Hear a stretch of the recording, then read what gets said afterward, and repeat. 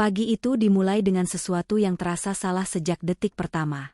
Suamiku, pria yang selama bertahun-tahun bahkan jarang menatap mataku saat sarapan, berdiri di dapur dengan celemek. Aroma roti panggang dan telur memenuhi rumah. Ia menoleh, tersenyum, senyum yang terlalu rapi, terlalu dipaksakan. "Aku buatkan sarapan," katanya lembut, seolah kami pasangan harmonis yang tak pernah memiliki jarak. Aku terpaku. Tubuhku diam, tapi pikiranku berteriak. Selama ini, pagi kami sunyi dan dingin. Ia selalu sibuk dengan ponsel, rapat, atau menghilang ke ruang kerja tanpa sepatah kata. Tidak pernah ada sentuhan, tidak pernah ada perhatian kecil. Jadi ketika piring berisi sarapan hangat diletakkan di depanku, bukan rasa terharu yang muncul, melainkan ketakutan yang tak bisa kujelaskan. Ada sesuatu yang berubah, dan perubahan mendadak darinya selalu berarti bahaya. Aku duduk perlahan. Tanganku menyentuh sendok, tapi perutku menolak. Nafsu makanku lenyap. Mataku mengamati setiap gerakannya. Cara ia berdiri terlalu tegak, napasnya terlalu teratur. Ia tampak seperti seseorang yang sudah berlatih di depan cermin. "Kamu harus makan," katanya, nada suaranya mengandung desakan halus. Aku mengangguk kecil, pura-pura tersenyum. Dalam hati, alarm berbunyi kencang. Aku mencoba mengulur waktu. Bertanya hal-hal sepele. Ia menjawab terlalu cepat, terlalu siap. Tidak ada jeda, tidak ada kebiasaan lamanya menghela napas atau menatap jam. Saat aku berkata tidak berselera dan menyebut akan memakannya nanti, sorot matanya berubah sepersekian detik, cukup cepat untuk luput dari orang lain, tapi tidak dariku. Ada kilatan kecewa. Lalu ia tersenyum lagi. Terlalu cepat. Terlalu rapi. Tak lama kemudian, asisten suamiku datang ke rumah untuk urusan pekerjaan. Seorang wanita yang selama ini sopan dan profesional. Melihat sarapan yang tak tersentuh, aku menawarkan dengan ringan. "Aku tidak nafsu makan. Kamu mau?"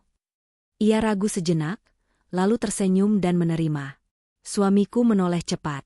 Wajahnya menegang, lalu ia tertawa kecil, seolah semuanya biasa saja. "Silakan," katanya. Tapi tangannya mengepal di balik punggung. Saat asisten itu membawa piring ke ruang kerja, aku berdiri di dapur sendirian. Kakiku terasa dingin. Ada rasa bersalah yang tiba-tiba menusuk, meski aku tak tahu alasannya. Aku menatap meja, menatap sisa remah roti. Naluriku menjerit agar aku menghentikannya. Tapi terlambat. Pintu ruang kerja sudah tertutup. Suamiku pamit dengan alasan rapat daring. Ia masuk ke ruang kerja menyusul asistennya. Aku berdiri di lorong, mendengarkan. Detik terasa memanjang. 5 menit. 10 menit. Tidak ada suara. Rumah terasa terlalu sunyi.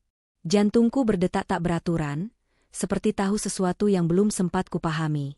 30 menit kemudian, jeritan itu memecah rumah. Jeritan tajam, penuh rasa sakit, membuatku membeku di tempat. Sendok jatuh dari tanganku. Aku berlari ke arah ruang kerja dengan napas tersengal. Pintu terbuka setengah. Di dalam, asistennya tergeletak di lantai, tubuhnya bergetar hebat, wajahnya pucat kebiruan. Matanya melotot ketakutan. Aku menjerit memanggil namanya. Suamiku berdiri di sudut ruangan. Tidak panik. Tidak berteriak minta tolong. Ia hanya menatap, lalu menoleh ke arahku. "Tenang," katanya. Suaranya dingin, terkontrol. "Aku sudah panggil bantuan." Saat itu, dunia seolah berhenti. Di tengah kekacauan dan ketakutan, satu hal menghantam pikiranku dengan kejelasan yang mengerikan. Suamiku tidak terkejut. Ia sudah tahu ini akan terjadi. Tanganku gemetar hebat. Lututku melemah. Aku mundur selangkah, menatapnya dengan mata penuh kengerian. Sarapan itu, kebaikan mendadak itu, senyum yang terlalu rapi. Semuanya terhubung dalam satu benang merah yang menyesakkan. Di akhir pagi itu, saat ambulans membawa asisten pergi dan rumah kembali sunyi, aku duduk sendirian di dapur. Piring kosong masih di atas meja. Aku menatapnya lama. Lalu aku sadar, dengan kepastian yang membuat darahku dingin, kebaikan itu bukan untukku. Dan jika aku yang memakan sarapan itu pagi ini, mungkin akulah yang berteriak di lantai ruang kerja. Tokoh jahat belum jatuh hari ini. Tapi satu hal pasti, rencananya tidak berjalan sempurna. Dan kesalahannya adalah meremehkanku. Ambulans pergi membawa asisten suamiku, meninggalkan rumah yang terasa asing dan menakutkan. Bau obat dan kepanikan masih menggantung di udara. Aku duduk di sofa, memeluk diriku sendiri, sementara suamiku mondar-mandir dengan ponsel di tangan, berpura-pura sibuk menghubungi orang sana-sini. Setiap langkahnya terdengar berat di telingaku. Setiap helaan napasnya terasa seperti kebohongan. Dokter bilang dia akan baik-baik saja, katanya akhirnya, tanpa menatapku. Kalimat itu seharusnya menenangkan, tapi justru membuat dadaku semakin sesak. Tidak ada rasa khawatir di suaranya. Tidak ada ketakutan kehilangan. Yang ada hanya nada datar, seolah kejadian barusan hanyalah gangguan kecil dalam jadwal harinya. Aku mengangguk pelan. Dalam hati, pikiranku berlari liar. Sarapan itu, piring itu. Tanganku merinding saat mengingat betapa ia memintaku makan dengan nada hampir memerintah. Bagaimana jika aku tidak menolak? Bagaimana jika aku tidak memberikannya pada orang lain? Pertanyaan-pertanyaan itu berputar tanpa henti, membuat kepalaku pening. Beberapa jam kemudian, telepon rumah berdering. Dari rumah sakit. Dokter meminta kami datang untuk dimintai keterangan tambahan. Suamiku langsung menjawab dengan sigap, terlalu sigap. Ia berbicara lancar, menjelaskan kronologi versinya, sarapan biasa, asisten tiba-tiba kejang, mungkin alergi. Aku mendengarkan dari kejauhan, mencatat setiap detail yang terdengar janggal. Ia tidak sekalipun menyebut bahwa sarapan itu dimasaknya sendiri. Di rumah sakit, aku melihat asisten itu terbaring lemah, selang infus terpasang di lengannya.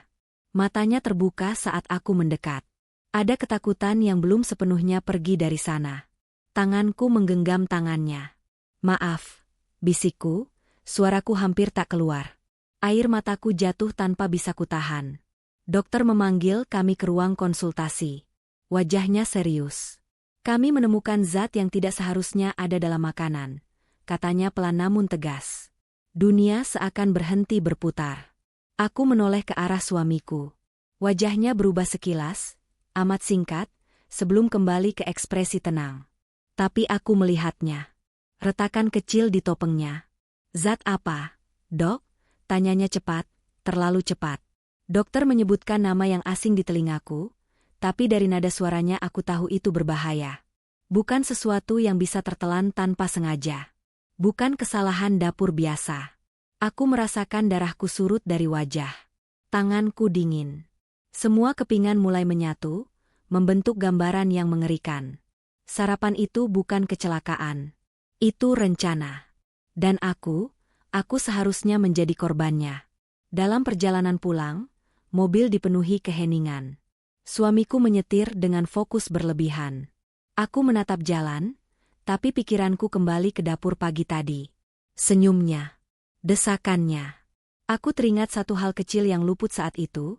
Ia memakai sarung tangan tipis saat menyiapkan sarapan. Katanya agar lebih higienis. Saat itu aku tidak curiga. Sekarang, ingatan itu menghantamku seperti pukulan. Sesampainya di rumah, aku langsung ke dapur. Dengan dalih membersihkan, aku memeriksa tempat sampah. Piring yang tadi kugunakan sudah dicuci bersih. Terlalu bersih. Spons baru tergeletak di dekat wastafel. Ia sudah mengantisipasi segalanya. Tapi ia lupa satu hal. Aku bukan wanita polos yang bisa dibohongi dengan kerapian. Di laci dekat kompor, aku menemukan plastik kecil, transparan, hampir tak terlihat. Ada sisa serbuk di dalamnya. Jantungku berdegup keras. Tanganku gemetar saat memasukkannya ke dalam tisu. Aku tidak tahu pasti apa isinya, tapi naluriku berteriak, "Ini bukti." Malam itu, suamiku bersikap luar biasa perhatian. Menyuruhku istirahat, membawakan air hangat, bahkan menyelimuti kakiku. Setiap sentuhannya membuatku mual. Aku berpura-pura lelah dan cepat tertidur. Saat ia akhirnya keluar kamar, aku membuka mata. Dalam gelap, aku menatap langit-langit, menahan napas. Ia pikir rencananya gagal karena kebetulan. Ia pikir aku tidak tahu apa-apa. Tapi malam itu, sambil menggenggam plastik kecil berisi serbuk misterius, Aku membuat keputusan paling penting dalam hidupku. Aku tidak akan lari. Aku tidak akan histeris. Aku akan bertahan dan mengungkap semuanya. Di akhir hari itu, tokoh jahat belum menerima hukuman di depan mata. Tapi satu hal sudah berubah. Sarapan yang salah bukan lagi rahasia. Dan untuk pertama kalinya, aku memegang bukti yang bisa menghancurkan hidup suamiku, sedikit demi sedikit, seperti racun yang ia siapkan untukku. Pagi berikutnya aku tidak tidur. Mataku panas, kepalaku berat, tapi pikiranku terlalu waspada untuk terlelap. Aku duduk di meja makan, menatap ponselku yang sejak subuh tak berhenti bergetar, pesan dari rumah sakit. Asisten suamiku sadar sepenuhnya. Kondisinya stabil. Dokter ingin bicara lagi. Kalimat singkat itu membuat dadaku mengembang oleh dua perasaan yang bertabrakan, lega dan takut. Aku berangkat sendiri. Suamiku mengaku ada rapat mendadak dan menawarkan sopir. Aku menolak. Untuk pertama kalinya, aku ingin bergerak tanpa bayangannya. Di perjalanan, pikiranku memutar ulang kejadian-kejadian kecil yang dulu kuabaikan. Cara suamiku sering menutup pintu ruang kerja, bisik-bisik telepon yang berhenti saat aku masuk, dan satu nama yang berulang kali kudengar, nama asisten itu, lebih sering daripada sekadar urusan profesional. Di rumah sakit, ia terlihat lebih baik, meski wajahnya masih pucat. Ketika melihatku, matanya berkaca-kaca. Tangannya bergerak gugup di atas selimut. Aku menarik kursi dan duduk dekat. Aku perlu tahu kebenarannya, kataku pelan. Apapun itu. Ia menelan ludah. Butuh beberapa detik sebelum akhirnya berbicara. Ibu, saya minta maaf. Saya tidak berniat terlibat sejauh ini. Kalimat itu membuat jantungku berdebar kencang. Terlibat. Kata itu menancap seperti duri. Ia mengaku mengenal suamiku bukan hanya sebagai atasan. Mereka pernah bekerja sangat dekat, terlalu dekat, hingga batas profesional runtuh. Tapi ia bersumpah, hubungan itu sudah berakhir lama. Yang tersisa hanyalah rasa takut. Dia mengancam saya, katanya dengan suara bergetar. Kalau saya pergi atau bicara, hidup saya akan hancur. Aku menggenggam tangannya. Ancaman apa? Tanyaku. Ia mengalihkan pandangannya ke jendela. Dia bilang punya cara membuat orang terlihat sakit. Atau gila. Kata itu membuat tengkukku dingin. Aku teringat pesan-pesan singkat yang pernah kudapat dari suamiku, menanyakan keadaanku dengan nada palsu, menyarankan aku beristirahat lebih sering, bahkan bercanda tentang betapa mudahnya orang, kelelahan, jatuh sakit. Semua itu dulu terdengar seperti perhatian. Kini terdengar seperti peringatan. Asisten itu menarik napas panjang. Sarapan itu bukan pertama kali. Aku terdiam. Dunia seolah menyempit. Maksudmu? Tanyaku, suaraku nyaris tak terdengar.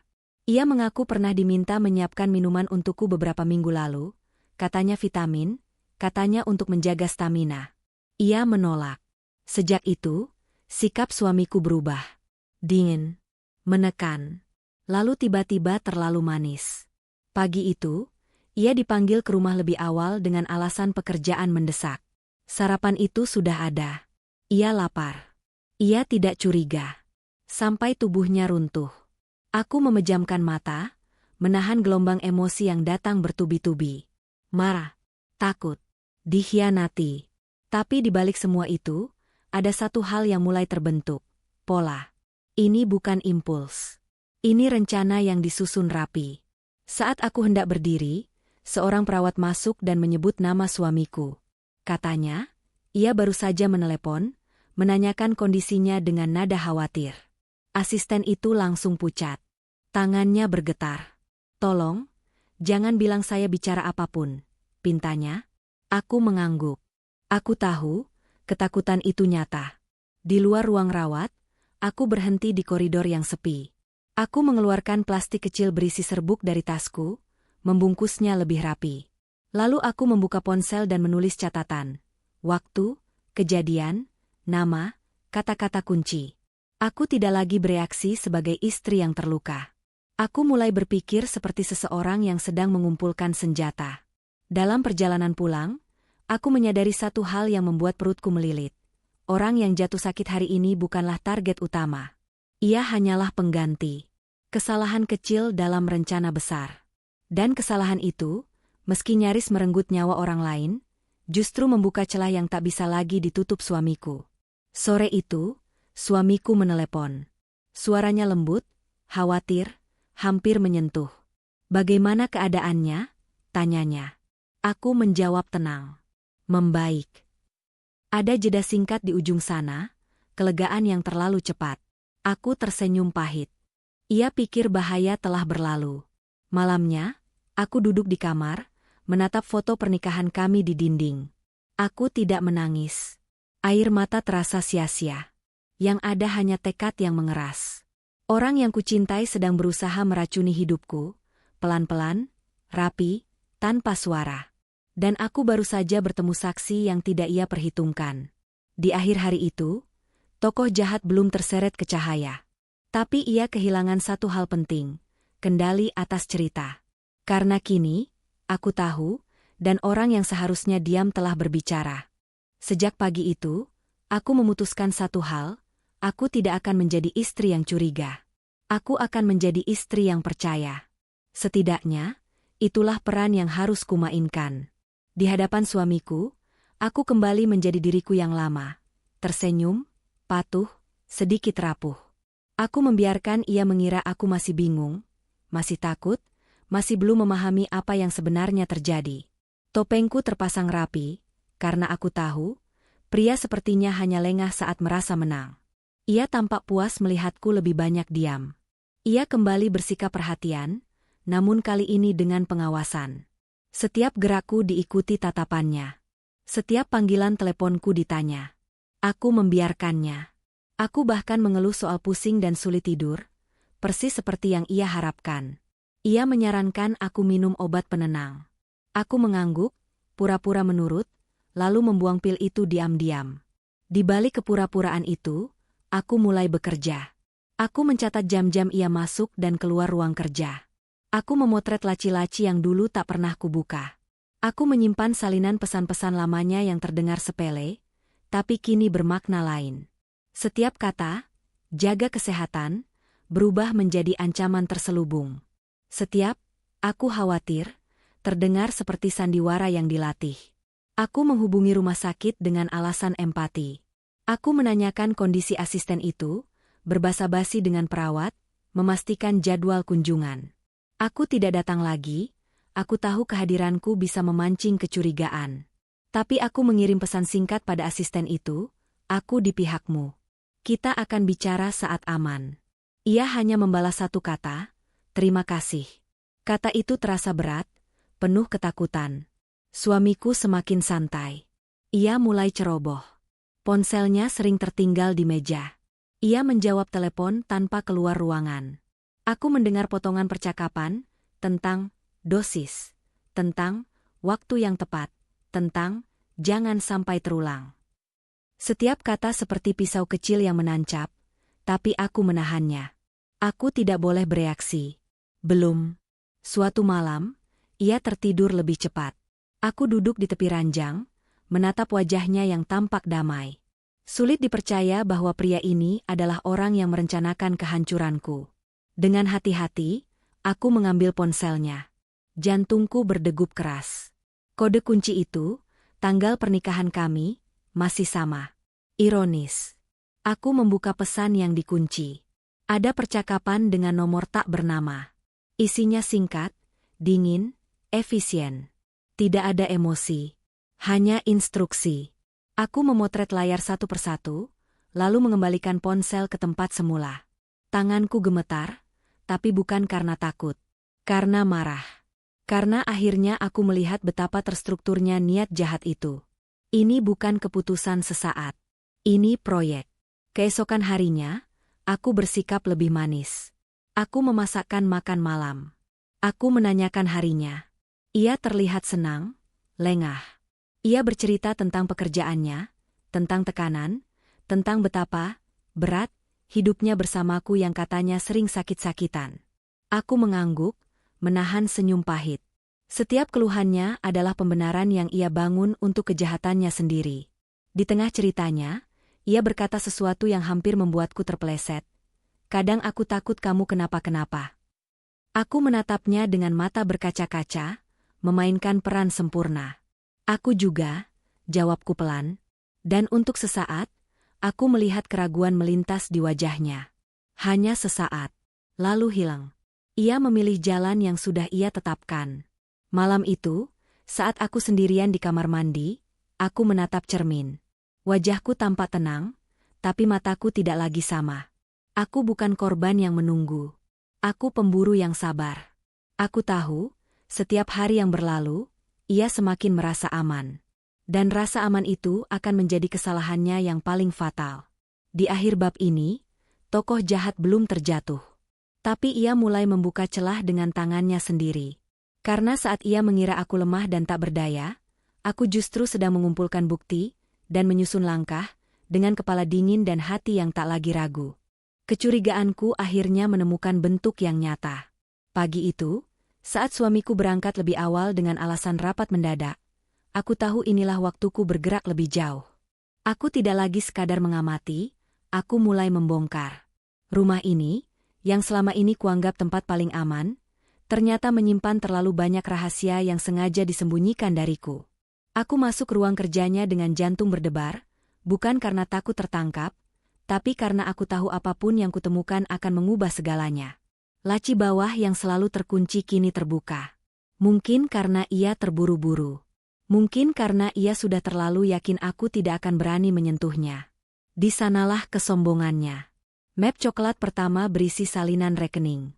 Namaku tertera jelas sebagai pemilik, tapi tanda tanganku terasa asing. Angkanya besar. Terlalu besar untuk sebuah tabungan keluarga biasa. Aku menelan ludah. Ada aliran dana rutin, masuk dan keluar, ke beberapa perusahaan cangkang yang namanya tidak kukenal. Semua tercatat rapi. Terlalu rapi untuk sesuatu yang bersih. Tanganku gemetar saat membuka map kedua. Di dalamnya ada kontrak, surat kuasa, dan satu dokumen yang membuat kakiku hampir lemas. Surat keterangan medis atas namaku. Diagnosis yang tidak pernah kudengar. Rekomendasi obat-obatan yang tidak pernah kuterima. Dan tanda tangan dokter yang sama dengan yang disebutkan dalam percakapan teleponnya beberapa hari lalu. Dunia seolah menyempit. Mereka bukan hanya ingin membuatku terlihat lemah, mereka ingin membuatku resmi, tidak stabil. Aku duduk di kursi kerjanya, mencoba bernapas. Setiap helaan terasa sakit. Jadi ini rencananya? Menggerogotiku perlahan, membuatku tampak sakit di atas kertas, lalu mengambil alih semuanya atas nama perlindungan. Tidak ada darah. Tidak ada teriakan. Hanya dokumen dan stempel.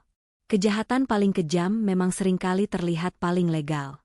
Aku memotret semua halaman dengan ponselku, satu persatu, memastikan tidak ada yang terlewat. Lalu aku menemukan catatan kecil di balik map, jadwal pertemuan, kode, dan satu nama yang membuatku membeku. Nama asisten itu. Ada catatan singkat di sampingnya, sudah diatur, jangan sampai bicara. Amarahku mendidih. Jeritannya di ruang kerja itu kini terasa berbeda. Bukan kecelakaan. Bukan salah prosedur.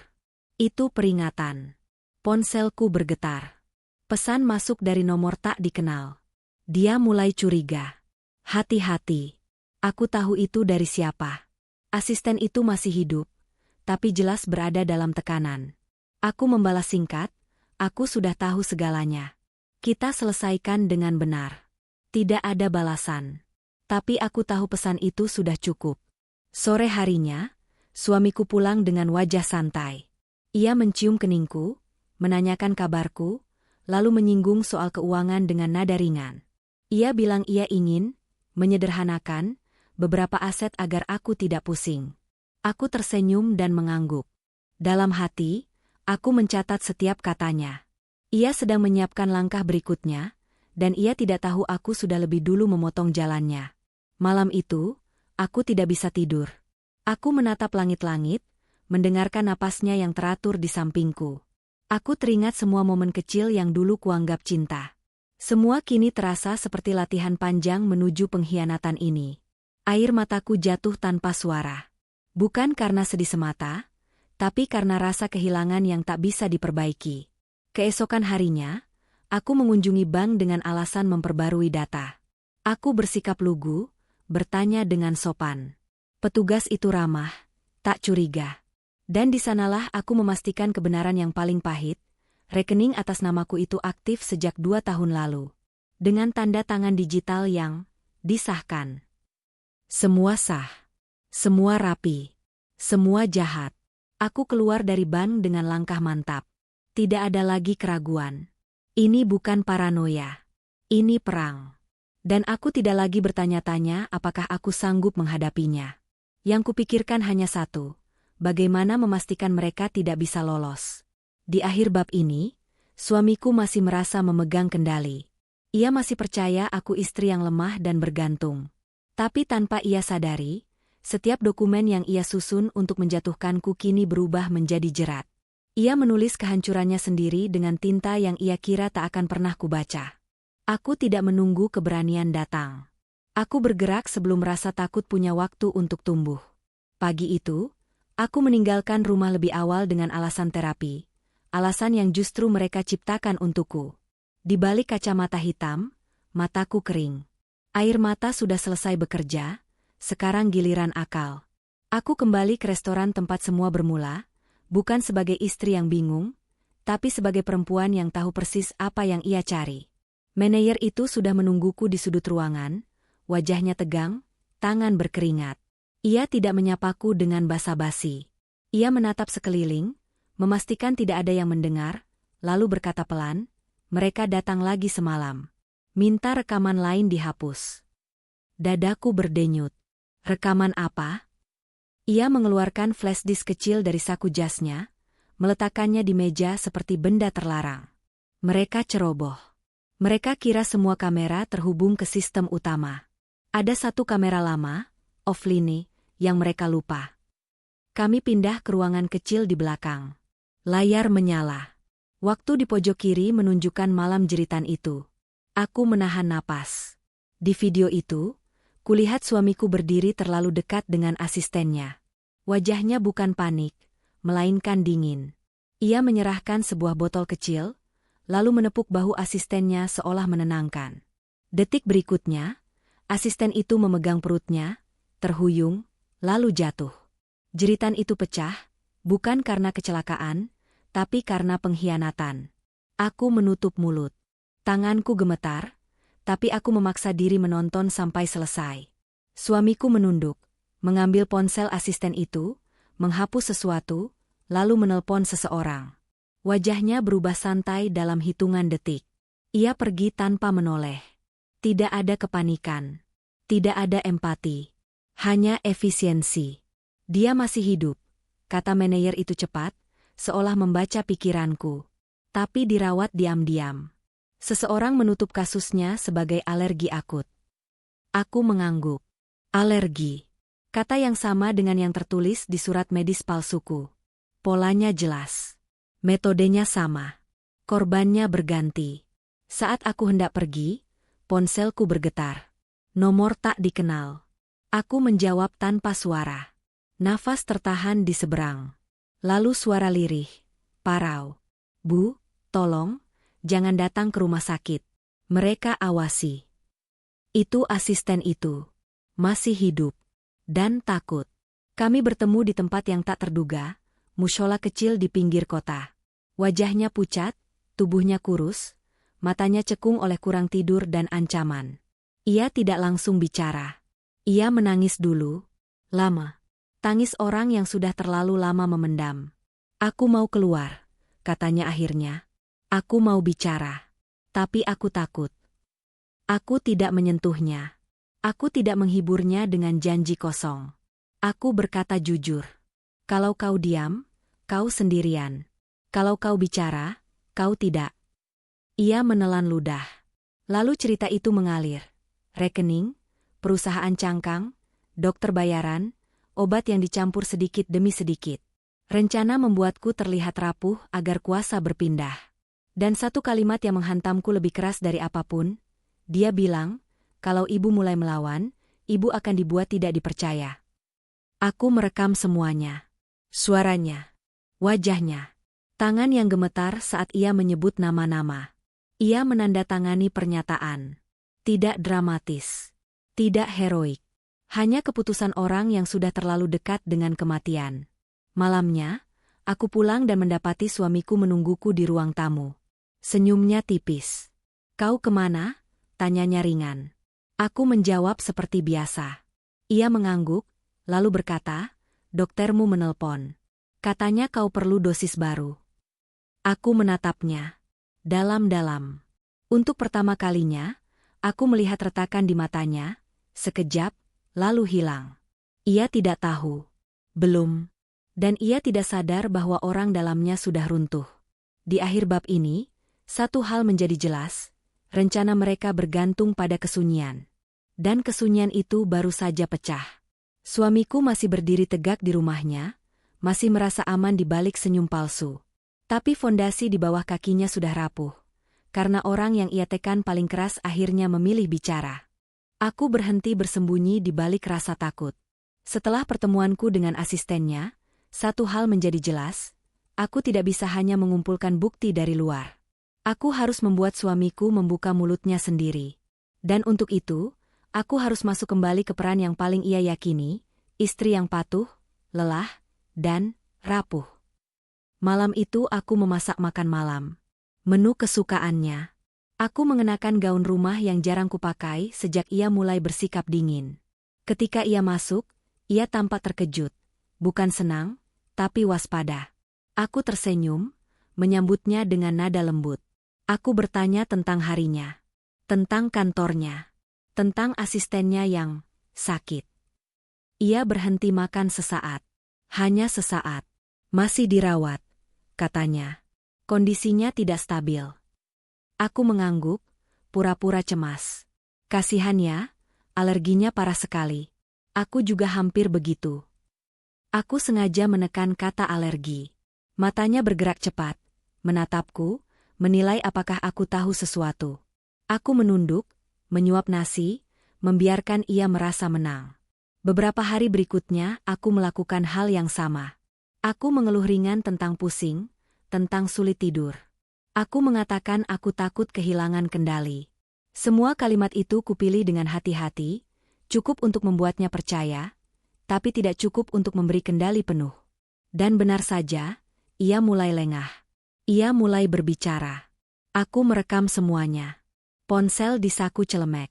Perekam kecil di balik vas bunga. Aku tidak melewatkan satu kata pun. "Kalau kau nurut, semua akan baik-baik saja," katanya suatu malam. "Aku cuma ingin melindungimu." Aku bertanya pelan, "Melindungiku dari apa?" Ia tertawa kecil. "Dari dirimu sendiri." Kalimat itu terdengar ringan, tapi aku tahu maknanya. Aku terus memancing. Aku bertanya tentang rekening yang tidak kukenal. Tentang dokumen yang tiba-tiba muncul atas namaku. Aku berpura-pura bingung. Ia menjelaskan dengan nada menggurui, dan tanpa sadar, mengakui semuanya. Bahwa ia mengurus asetku. Bahwa itu demi masa depan. Bahwa aku tidak perlu tahu detailnya. Puncaknya terjadi malam ke-7. Aku berkata aku ingin menyerahkan semuanya saja. "Aku lelah," kataku. Aku ingin ia mengambil alih. Kata-kata itu membuatnya cerah. Terlalu cerah. Ia berdiri, memelukku, dan berbisik di telingaku. "Bagus. Besok kita bereskan semuanya. Kau tinggal tanda tangan." Semua terekam jelas. Suaranya, nada puasnya, nafasnya yang percaya diri. Keesokan harinya aku mengirim pesan pada asistennya yang kini bersembunyi. Dia akan bergerak besok. Lalu pada manajer restoran. Aku sudah punya pengakuan. Dan terakhir, pada diriku sendiri di cermin, jangan goyah. Saat suamiku berangkat kerja, aku duduk sendirian di ruang tamu yang dulu terasa seperti penjara. Sekarang, ruangan itu terasa seperti medan perang yang sudah kupelajari petanya. Aku menyalin semua rekaman. Aku menyimpannya di beberapa tempat. Aku mengamankannya pada orang yang tepat. Sore itu, ia menelpon. Nadanya tergesa. "Kau di rumah?" "Ya," jawabku tenang. "Bagus," katanya. "Kita bicara malam ini." Aku menutup telepon dan tersenyum tipis. Karena aku tahu, pembicaraan malam ini bukan tentang penyerahan. Ini tentang jebakan yang sudah tertutup rapat. Di akhir bab ini, suamiku masih merasa sebagai pengendali permainan. Ia tidak tahu bahwa setiap langkahnya kini tercatat. Setiap kata berubah menjadi jerat. Dan untuk pertama kalinya sejak semua ini dimulai, aku tidak lagi bereaksi terhadap rencananya. Aku yang mengatur arah kejatuhannya. Aku tidak tidur malam itu. Bukan karena takut, tapi karena pikiranku terlalu jernih. Setiap potongan rekaman yang kudengar ulang terasa seperti puzzle yang akhirnya menemukan bentuknya. Nada suara suamiku. Pilihan katanya. Cara ia selalu menekankan bahwa semua ini demi kebaikanku. Semua mengarah pada satu tujuan yang jauh lebih kejam dari sekadar perselingkuhan atau penggelapan uang. Pagi harinya aku berpura-pura sakit. Aku membiarkan tubuhku terlihat lemah, langkahku gontai. Aku sengaja tidak menyentuh sarapan yang ia siapkan, sarapan yang dulu membuat asistennya hampir mati. Ia mengamati dari jauh, memastikan aku tetap terkendali. Aku tahu, di kepalanya, aku hanyalah proyek yang hampir selesai. Saat ia pergi, aku membuka laptop cadangan yang kusimpan di lemari lama. Aku mengakses akun email yang tidak pernah ia ketahui. Di sana, semua bukti mulai kususun rapi. Rekaman suara, tangkapan layar rekening, dokumen kepemilikan aset, hingga percakapan pesan yang sebelumnya tampak sepele. Dan di antara semua itu, ada satu file yang membuat darahku terasa dingin. Rencana medis. Dokumen itu ditulis rapi, dengan bahasa profesional. Isinya menyebut namaku, riwayat, gangguan mental, rekomendasi rawat inap, dan penunjukan wali hukum sementara, suamiku sendiri. Semua disusun seolah-olah aku benar-benar tidak stabil. Aku membaca kalimat demi kalimat dengan napas tertahan. Jadi ini tujuan akhirnya. Bukan hanya mengambil uangku, tapi mengambil kendaliku sebagai manusia. Aku teringat tatapan asistennya saat ia berkata, "Ibu harus cepat." Mereka tidak mau ibu sadar sepenuhnya. Saat itu aku belum sepenuhnya mengerti. Sekarang aku paham. Mereka ingin aku hilang secara legal. Hidup, tapi tak punya suara. Siang itu aku menemui seorang notaris lama yang dulu menangani aset keluargaku. Aku tidak membawa drama. Aku membawa fakta. Saat aku memutar rekaman suara suamiku yang berkata, kalau dia tidak bisa mengurus dirinya, aku yang ambil alih, wajah notaris itu mengeras. Ia tidak banyak bertanya. Ia tahu apa arti kata-kata itu. Dari sana aku menuju tempat yang lebih menentukan. Seorang pengacara yang terkenal tidak bisa dibeli. Aku menyerahkan semuanya. Ia mendengarkan dengan tenang, mencatat, sesekali mengangguk. Ketika aku selesai, ia berkata singkat, mereka terlalu percaya diri. Itu kesalahan terbesar mereka. Sore hari, aku kembali ke rumah sebelum suamiku pulang. Aku duduk di sofa, memegang cangkir teh yang dingin. Kali ini, aku tidak berpura-pura lemah. Aku hanya menunggu. Ketika pintu terbuka dan ia masuk, wajahnya berubah, mungkin karena ia merasakan sesuatu yang berbeda. Rumah ini tidak lagi tunduk. Kita perlu bicara, katanya. Aku menatapnya lurus. Aku tahu. Ia mulai menjelaskan, seperti yang sudah kuduga. Tentang rencanaku, dirawat. Tentang betapa ia khawatir padaku. Tentang betapa berat menjadi suami dari wanita sepertiku. Aku membiarkannya bicara. Semakin panjang, semakin jelas jeratnya. Lalu aku berkata pelan, kau tahu semua ini direkam, kan? Kalimat itu membuatnya berhenti. Wajahnya memucat, lalu tertawa kecil, mencoba menutupi panik.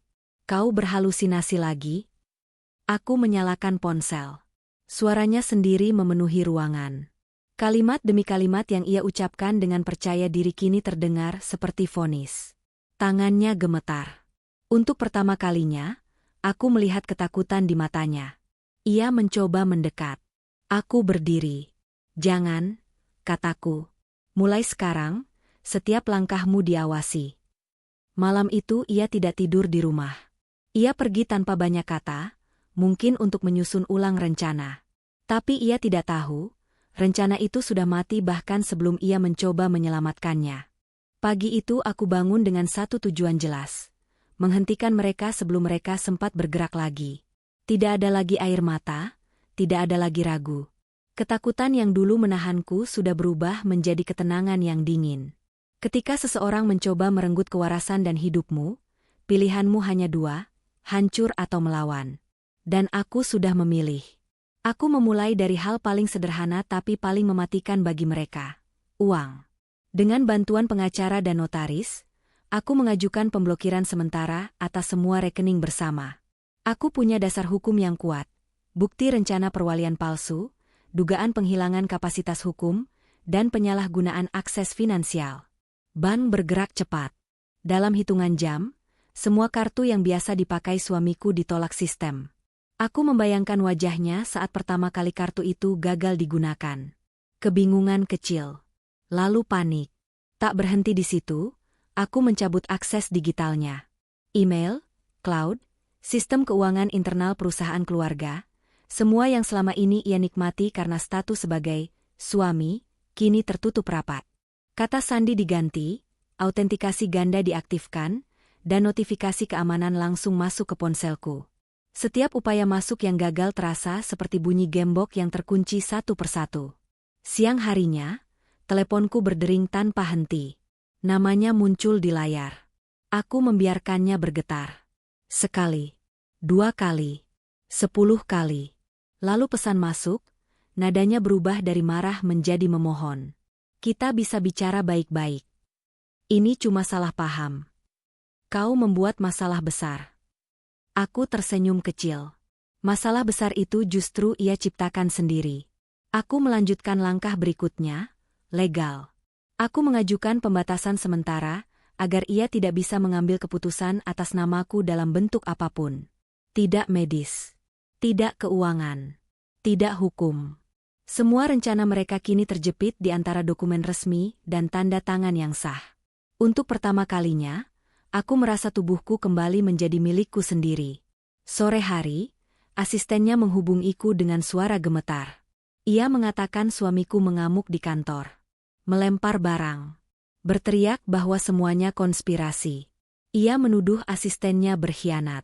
Aku bisa membayangkan itu dengan jelas. Pria yang terbiasa mengendalikan segalanya kini kehilangan pegangan. Aku tidak datang ke kantor. Aku tidak perlu. Kekacauan itu cukup menjadi saksi. Malamnya, ia akhirnya muncul di rumah. Wajahnya kusut, matanya merah. Ia tidak lagi terlihat seperti pria dingin dan berwibawa yang dulu mengatur hidupku. Ia tampak kecil, terpojok. Kau tidak berhak melakukan ini, katanya, suaranya bergetar antara marah dan takut. Aku menatapnya lama. Kau mencoba mengurungku di rumah sakit jiwa dan mengambil hidupku. Kau yakin aku yang tidak berhak? Ia terdiam. Untuk pertama kalinya, ia tidak punya jawaban.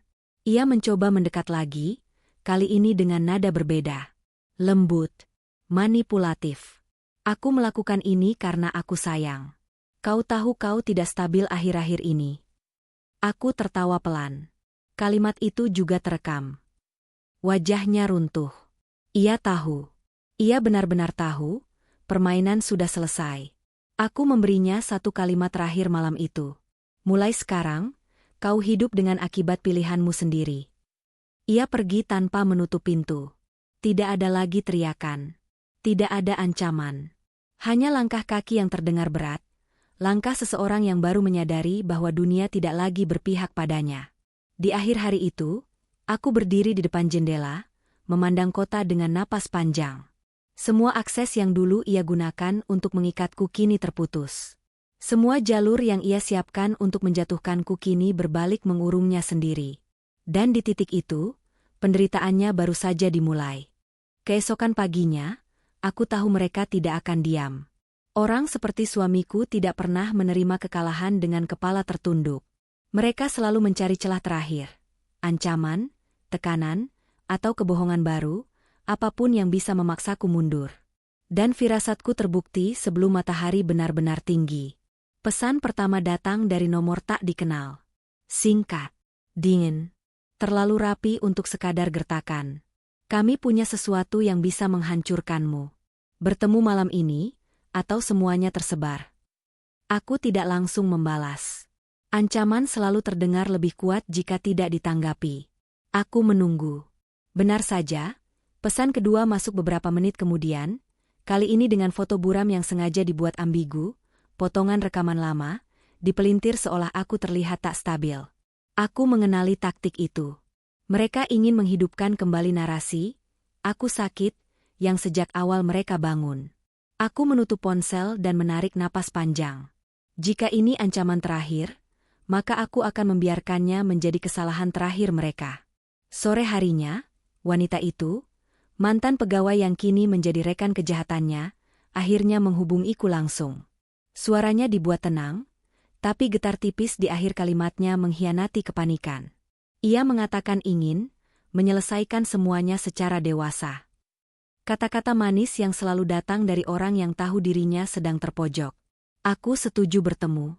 Bukan karena takut, tapi karena aku tahu, orang yang panik selalu membuat kesalahan. Kami bertemu di sebuah kafe kecil, tempat yang sengaja kupilih karena kamera ada di setiap sudut.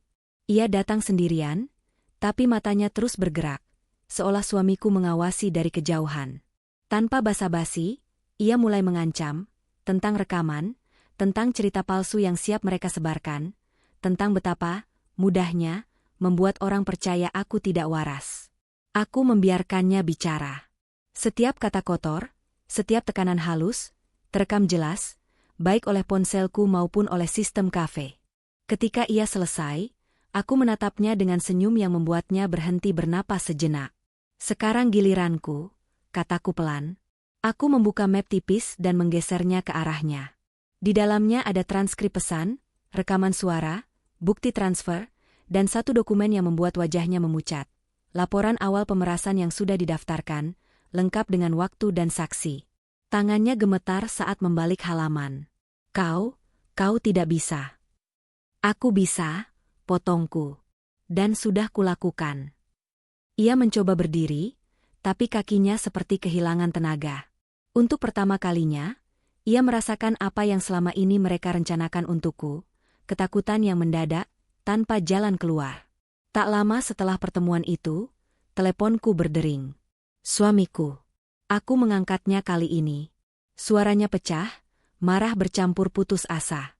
Ia mengancam akan menghancurkan reputasiku, keluargaku, segalanya.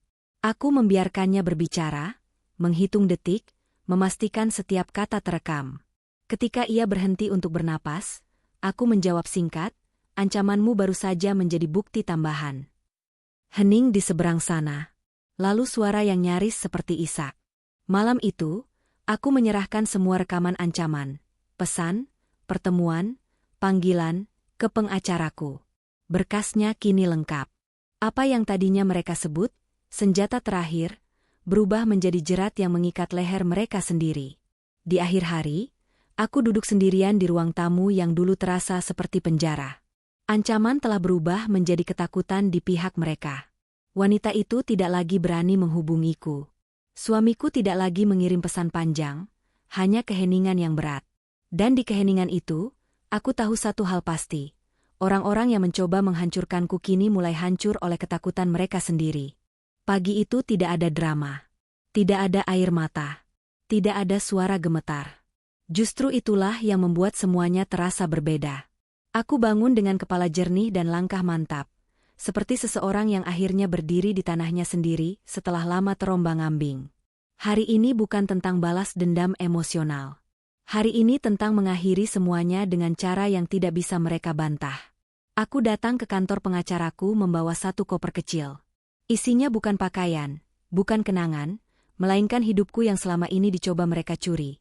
Rekaman CCTV, transkrip percakapan, bukti transfer, laporan medis yang dipalsukan, dan ancaman tertulis yang mereka kira akan membuatku takut.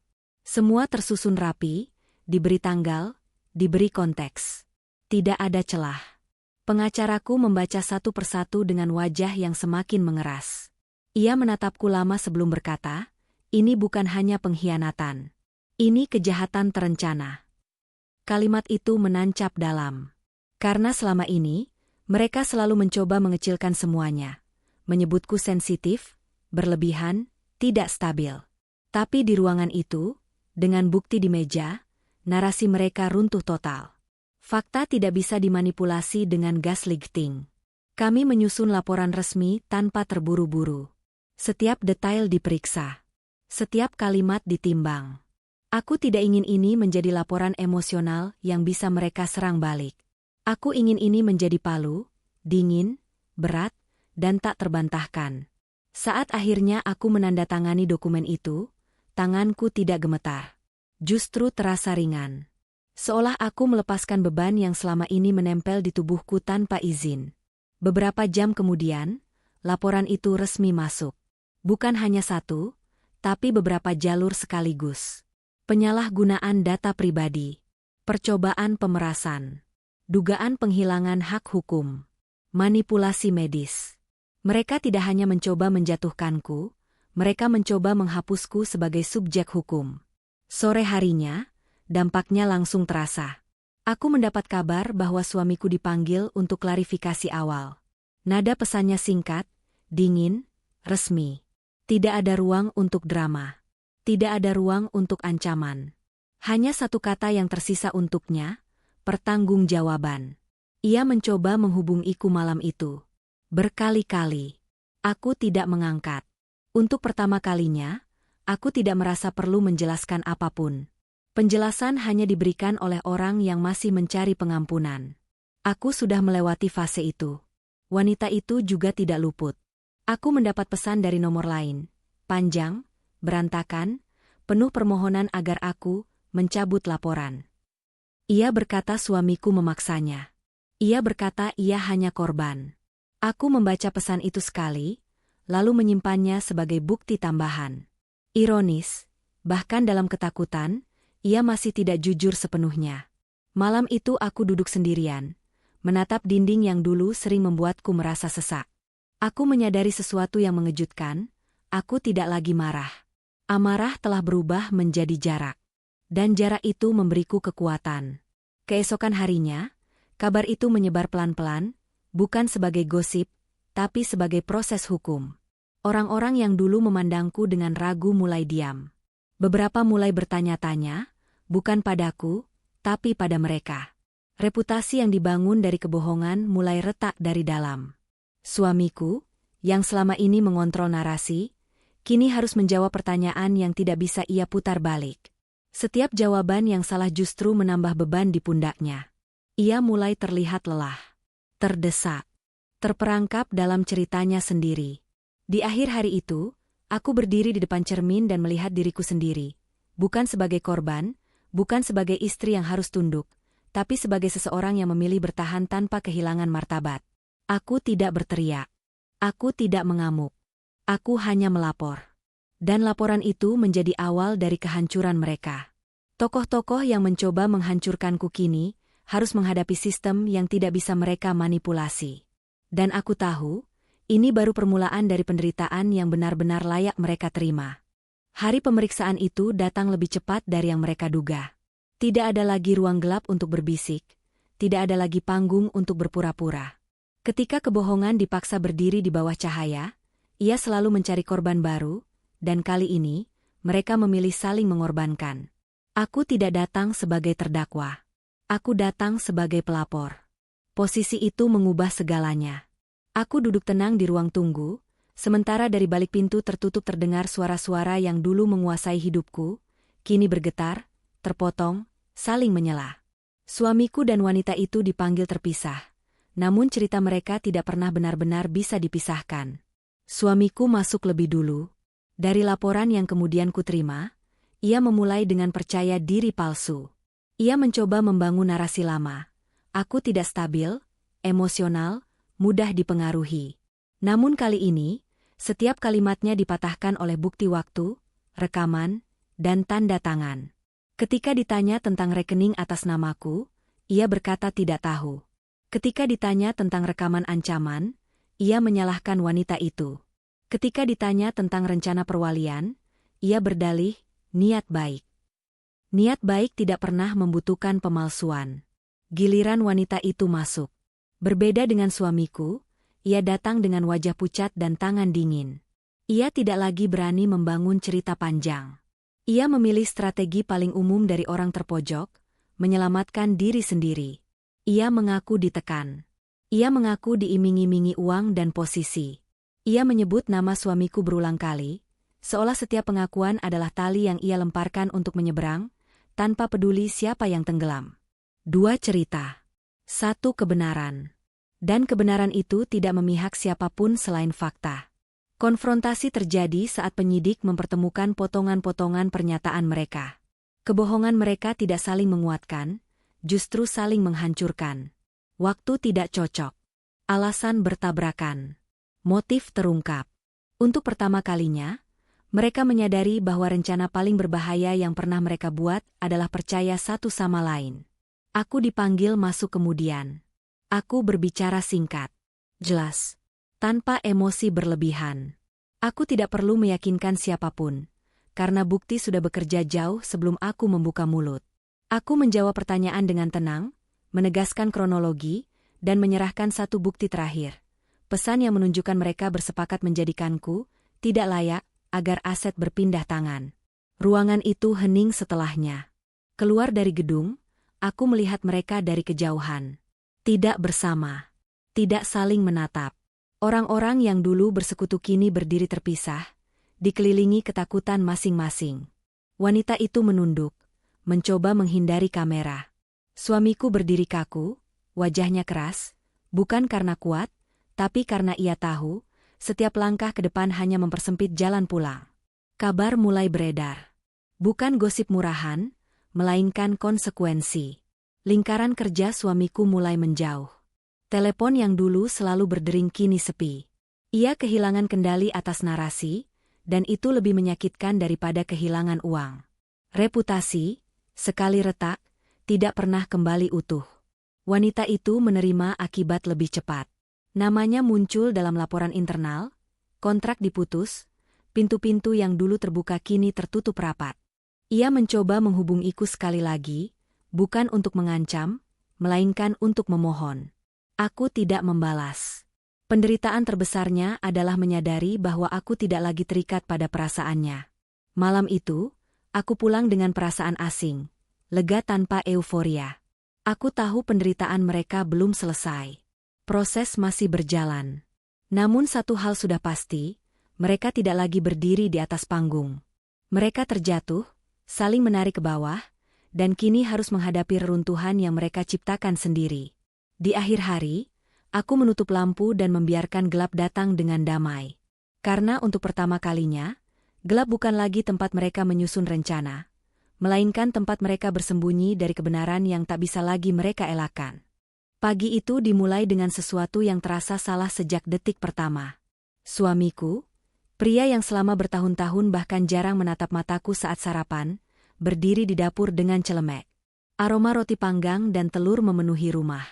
Ia menoleh, tersenyum, senyum yang terlalu rapi, terlalu dipaksakan. Aku buatkan sarapan, katanya lembut, seolah kami pasangan harmonis yang tak pernah memiliki jarak. Aku terpaku. Tubuhku diam, tapi pikiranku berteriak. Selama ini, pagi kami sunyi dan dingin. Ia selalu sibuk dengan ponsel, rapat, atau menghilang ke ruang kerja tanpa sepatah kata. Tidak pernah ada sentuhan, tidak pernah ada perhatian kecil. Jadi ketika piring berisi sarapan hangat diletakkan di depanku, bukan rasa terharu yang muncul, melainkan ketakutan yang tak bisa kujelaskan. Ada sesuatu yang berubah, dan perubahan mendadak darinya selalu berarti bahaya. Aku duduk perlahan. Tanganku menyentuh sendok, tapi perutku menolak. Nafsu makanku lenyap. Mataku mengamati setiap gerakannya. Cara ia berdiri terlalu tegak, napasnya terlalu teratur. Ia tampak seperti seseorang yang sudah berlatih di depan cermin. "Kamu harus makan," katanya, nada suaranya mengandung desakan halus. Aku mengangguk kecil, pura-pura tersenyum. Dalam hati, alarm berbunyi kencang. Aku mencoba mengulur waktu. Bertanya hal-hal sepele. Ia menjawab terlalu cepat, terlalu siap. Tidak ada jeda, tidak ada kebiasaan lamanya menghela napas atau menatap jam. Saat aku berkata tidak berselera dan menyebut akan memakannya nanti, sorot matanya berubah sepersekian detik, cukup cepat untuk luput dari orang lain, tapi tidak dariku. Ada kilatan kecewa. Lalu ia tersenyum lagi. Terlalu cepat. Terlalu rapi. Tak lama kemudian, Asisten suamiku datang ke rumah untuk urusan pekerjaan. Seorang wanita yang selama ini sopan dan profesional. Melihat sarapan yang tak tersentuh, aku menawarkan dengan ringan. Aku tidak nafsu makan. Kamu mau? Ia ragu sejenak, lalu tersenyum dan menerima. Suamiku menoleh cepat. Wajahnya menegang, lalu ia tertawa kecil, seolah semuanya biasa saja. Silakan, katanya. Tapi tangannya mengepal di balik punggung. Saat asisten itu membawa piring ke ruang kerja, aku berdiri di dapur sendirian. Kakiku terasa dingin. Ada rasa bersalah yang tiba-tiba menusuk, meski aku tak tahu alasannya. Aku menatap meja, menatap sisa remah roti. Naluriku menjerit agar aku menghentikannya. Tapi terlambat. Pintu ruang kerja sudah tertutup. Suamiku pamit dengan alasan rapat daring. Ia masuk ke ruang kerja menyusul asistennya. Aku berdiri di lorong, mendengarkan. Detik terasa memanjang. 5 menit. 10 menit. Tidak ada suara. Rumah terasa terlalu sunyi. Jantungku berdetak tak beraturan, seperti tahu sesuatu yang belum sempat kupahami. 30 menit kemudian, jeritan itu memecah rumah. Jeritan tajam, penuh rasa sakit, membuatku membeku di tempat. Sendok jatuh dari tanganku. Aku berlari ke arah ruang kerja dengan napas tersengal. Pintu terbuka setengah. Di dalam, asistennya tergeletak di lantai, tubuhnya bergetar hebat, wajahnya pucat kebiruan. Matanya melotot ketakutan. Aku menjerit memanggil namanya. Suamiku berdiri di sudut ruangan. Tidak panik. Tidak berteriak minta tolong. Ia hanya menatap, lalu menoleh ke arahku. Tenang, katanya. Suaranya dingin, terkontrol. Aku sudah panggil bantuan. Saat itu, dunia seolah berhenti. Di tengah kekacauan dan ketakutan, satu hal menghantam pikiranku dengan kejelasan yang mengerikan. Suamiku tidak terkejut. Ia sudah tahu ini akan terjadi. Tanganku gemetar hebat. Lututku melemah. Aku mundur selangkah, menatapnya dengan mata penuh kengerian. Sarapan itu, kebaikan mendadak itu, senyum yang terlalu rapi. Semuanya terhubung dalam satu benang merah yang menyesakkan. Di akhir pagi itu, saat ambulans membawa asisten pergi dan rumah kembali sunyi, aku duduk sendirian di dapur. Piring kosong masih di atas meja. Aku menatapnya lama. Lalu aku sadar, dengan kepastian yang membuat darahku dingin, kebaikan itu bukan untukku. Dan jika aku yang memakan sarapan itu pagi ini, mungkin akulah yang berteriak di lantai ruang kerja. Tokoh jahat belum jatuh hari ini. Tapi satu hal pasti, rencananya tidak berjalan sempurna. Dan kesalahannya adalah meremehkanku. Aku selalu mengira balas dendam harus berisik. Harus penuh amarah, teriakan, dan pembuktian keras. Tapi kenyataan mengajarkanku hal yang jauh lebih menakutkan. Balas dendam paling kejam adalah ketika kau tidak lagi perlu melakukan apapun, dan orang yang menyakitimu hancur oleh perbuatannya sendiri. Hari-hari setelah reputasi mereka runtuh terasa sunyi. Tidak ada lagi pesan ancaman. Tidak ada lagi panggilan tengah malam. Tidak ada lagi drama. Keheningan itu bukan karena mereka berdamai, tapi karena mereka kehabisan senjata. Semua yang dulu mereka gunakan untuk mengontrolku, uang, status, cerita palsu, telah berubah menjadi beban yang menyeret mereka ke dasar. Proses hukum terus berjalan, pelan namun pasti. Setiap panggilan lanjutan, setiap dokumen tambahan, membuat lingkaran mereka semakin sempit. Suamiku mencoba bertahan dengan wajah tenang di depan umum, tapi di balik itu, hidupnya runtuh satu demi satu. Rumah yang dulu ia kuasai kini kosong. Teman-teman yang dulu memujinya kini menghindar. Bahkan keluarganya sendiri mulai menjaga jarak, takut terseret lebih jauh. Aku mendengar kabar bahwa ia mencoba mencari pekerjaan lain. Tidak sebagai direktur. Tidak sebagai pemimpin. Hanya sebagai orang yang berharap masih diberi kesempatan. Namun masa lalu tidak pernah benar-benar diam. Nama yang tercatat dalam laporan resmi selalu muncul kembali, menutup pintu sebelum ia sempat mengetuk. Wanita itu berada di titik yang lebih gelap. Ia kehilangan hampir semua yang ia banggakan. Pekerjaan, relasi, dan kepercayaan. Ia berpindah-pindah, mencoba memulai ulang dengan identitas sosial yang lebih kecil, lebih samar. Namun rasa takut mengikutinya kemanapun ia pergi. Setiap tatapan terasa seperti tuduhan. Setiap bisik-bisik terasa seperti penghakiman. Aku bertemu mereka sekali lagi, bukan di ruang pemeriksaan, tapi di tempat netral untuk penyelesaian administratif terakhir. Tidak ada percakapan panjang. Tidak ada penjelasan. Mereka tidak lagi menatapku sebagai mangsa, tapi sebagai pengingat hidup yang gagal mereka hancurkan. Suamiku membuka mulut seolah ingin mengatakan sesuatu. Mungkin permintaan maaf, mungkin pembelaan terakhir. Aku mengangkat tangan, menghentikannya dengan tenang. Tidak perlu, kataku. Dan itu mungkin kalimat paling menyakitkan yang pernah ia dengar. Karena tidak ada yang lebih menghancurkan daripada menyadari bahwa penyesalanmu sudah tidak lagi dibutuhkan. Aku melangkah pergi tanpa menoleh. Tidak ada rasa puas yang meledak-ledak. Hanya rasa ringan. Rasa bebas. Malam itu, aku duduk sendirian, memikirkan perjalanan panjang yang kulalui. Dari ketakutan, kebingungan, hingga keberanian yang tumbuh perlahan. Aku tidak menjadi orang yang mereka tuduhkan. Aku tidak menjadi monster. Aku hanya bertahan, lalu berdiri. Dan di sanalah letak balas dendamku, aku tetap utuh, sementara mereka hancur oleh kebohongan mereka sendiri. Di akhir babak ini, penderitaan mereka bukan lagi tentang hukuman resmi atau sosial. Penderitaan mereka adalah hidup dengan kesadaran bahwa mereka kalah. Bukan olehku, tapi oleh kebenaran yang tidak pernah bisa mereka kendalikan. Dan aku akhirnya benar-benar bebas. Pagi itu terasa berbeda. Bukan karena matahari lebih cerah atau udara lebih segar, melainkan karena di dalam dadaku tidak ada lagi ketegangan yang selama ini menjadi teman setia. Aku bangun tanpa rasa takut, tanpa kebutuhan untuk memeriksa ponsel dengan cemas, tanpa menunggu kabar buruk yang mungkin datang sewaktu-waktu. Untuk pertama kalinya setelah sekian lama, hidupku tidak lagi ditentukan oleh langkah orang lain. Aku menyelesaikan urusan terakhir dengan tenang. Dokumen-dokumen ditutup. Proses hukum mencapai titik akhirnya. Tidak ada kejutan, tidak ada drama tambahan. Semua berjalan sesuai jalur yang seharusnya. Seperti kebenaran yang akhirnya menemukan rumahnya sendiri. Aku menandatangani berkas terakhir dengan tangan mantap, lalu berdiri dan mengucapkan terima kasih. Itu saja. Tidak lebih. Di luar gedung, aku berhenti sejenak. Menghirup udara dalam-dalam. Aku tidak merasa menang dengan cara yang berisik. Tidak ada sorak, tidak ada perayaan. Namun di sanalah letak kemenanganku.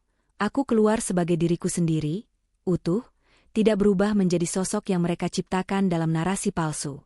Suamiku kini tinggal dengan reruntuhan pilihannya. Ia tidak lagi memiliki kendali, tidak lagi memiliki alasan untuk menyalahkan siapapun. Hidupnya menjadi serangkaian hari yang sunyi, dipenuhi penyesalan yang datang terlambat. Ia tidak dipenjara oleh dinding, melainkan oleh kesadaran bahwa ia kehilangan sesuatu yang tak bisa dibeli kembali, kepercayaan dan rasa hormat. Wanita itu menghilang dari lingkaran lama. Namanya jarang disebut, dan jikapun disebut, selalu dengan nada ragu. Ia mencoba membangun ulang hidupnya dari nol, namun bayang-bayang masa lalu terus mengikuti. Setiap langkah terasa berat karena ia tahu, sekali kebenaran terbuka, ia tidak pernah benar-benar menutup. Aku tidak lagi memikirkan mereka setiap hari. Itu kemenangan yang sesungguhnya. Mereka menjadi bagian dari masa lalu, bukan pusat hidupku. Aku mengisi hariku dengan hal-hal sederhana. Bekerja tanpa rasa terancam, tertawa tanpa curiga, tidur tanpa mimpi buruk. Aku belajar mempercayai intuisi yang dulu coba mereka hancurkan. Suatu sore, aku menemukan catatan kecil yang pernah kutulis di masa tergelapku. Isinya singkat, bertahan dulu. Keadilan akan menyusul. Aku tersenyum membaca kalimat itu. Bukan karena dendamku terbayar, melainkan karena aku membuktikan pada diriku sendiri bahwa aku mampu melewati semuanya tanpa kehilangan nurani. Aku tidak membalas kejahatan dengan kejahatan. Aku tidak merusak, tidak mempermalukan, tidak menghancurkan dengan tanganku sendiri. Aku hanya membiarkan kebenaran berdiri tegak, dan kebenaran melakukan sisanya. Malam itu, aku menutup hari dengan rasa syukur yang tenang. Hidupku tidak sempurna. Luka tidak menghilang sepenuhnya. Namun aku tidak lagi terperangkap di dalamnya. Aku melangkah ke depan dengan kepala tegak, membawa pelajaran yang mahal namun berharga. Jika ada satu hal yang kupelajari dari semuanya, itu adalah ini, kemenangan sejati bukan ketika musuhmu jatuh, melainkan ketika kau bisa pergi tanpa membawa kebencian bersamamu. Aku menang tanpa menjadi jahat.